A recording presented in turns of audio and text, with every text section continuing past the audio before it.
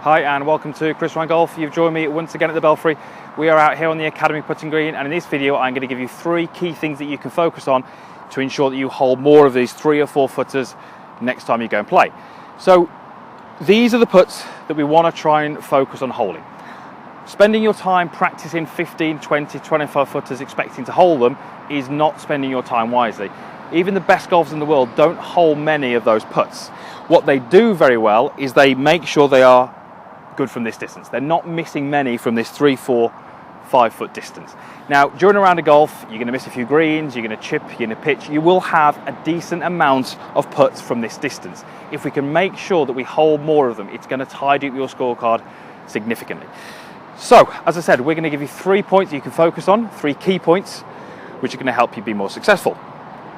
Point number 1 is to make sure that you pick the speed that you want to hit the putt at before you pick the line.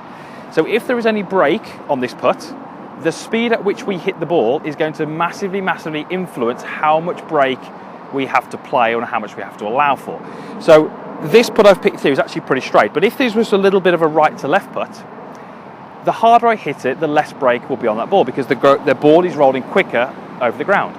So we can't really choose a line and decide where I want my ball to start until we've chosen the speed. Now, the speed that you hit these putts at isn't going to be a constant for your whole golf. It's going to depend on the circumstances. So, for example, an uphill putt you might want to hit a little bit firmer, a downhill putt you might want to hit a little bit softer, and maybe allow different amounts of breaks accordingly. So, point number 1 is to decide on the speed before you read the break. Okay? Point number 2 is to take a little bit more time over aligning the blade of the putter to your intended start line. Why do we want to do that? Well, where the blade is pointing at impact is going to basically control the start direction of the golf ball. The path that the club is taking, so what the stroke maybe looks like, is not really going to have a huge amount of influence over the direction that the ball starts on. It's going to be the club face which influences that. So if the club face is aimed correctly at impact, the ball will start on the correct line. Even if you feel that stroke is a bit wobbly or it maybe look like it cut across the ball a little bit, if the blade is aimed correctly, the ball will start on your intended line. And that's really absolutely vital for these putts. So how you align that blade is up to you. So I've put a line on my golf ball here, which I tend to do on the golf course. For me, because I've got an alignment aid on my putter, it really helps me when I set up to feel like I'm aiming that blade correctly. To me, that gives me a lot of confidence, and it makes me feel like I can get my putter quite accurately aligned. Some people like to do what we call spot putting, where you pick a spot just in front of the ball and aim the blade to that.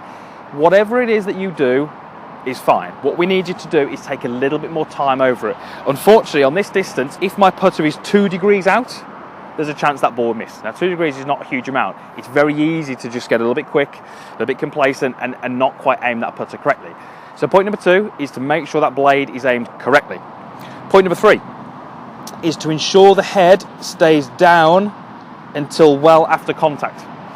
The way I would get you to do this is try to feel that you're going to look at the ground that the ball is on. Now, obviously at the moment the ball is on there, I can't see the ground. The idea would be I hit the golf ball, I hit my putt, and I look at the ground. That's going to ensure my head stays down. If my head stays down, I generally won't get much body movement, and that's really important. On these short putts, because we are expecting to hold them, we often find these golfers get a little bit nervy and a little bit jumpy this way. That can affect a couple of things. It can affect the impact location of the shot, it can affect the face aim, and we can ultimately miss those putts just because the head was up, the body moved, that kind of thing. So 3 points. Let me go ahead and hit this one.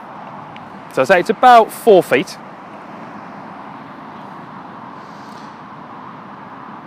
Pretty straight, this putt. There's not a lot of break on it.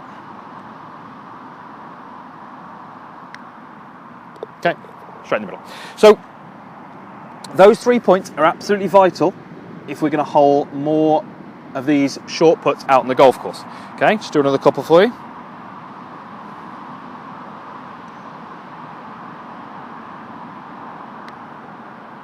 Okay. As I said, these are the ones we want to hold. The good putters don't tend to miss these. They don't tend to hold many 25 footers, which the handicap golfers don't either. So the difference between a handicap golfer and a professional on 20 feet isn't that different. Down here, 5 footers, massive difference, okay? So these are the ones we want to really try and focus on. Right, just going to do one more.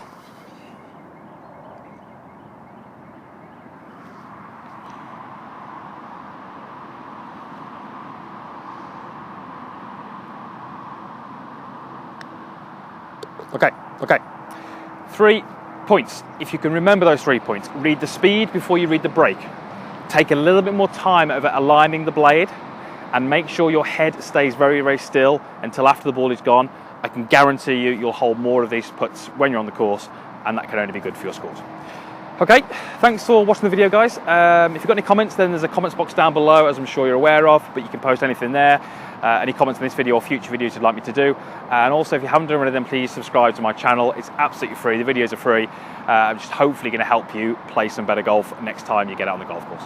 Okay, so thanks very much for watching, guys, and we'll see you again next time.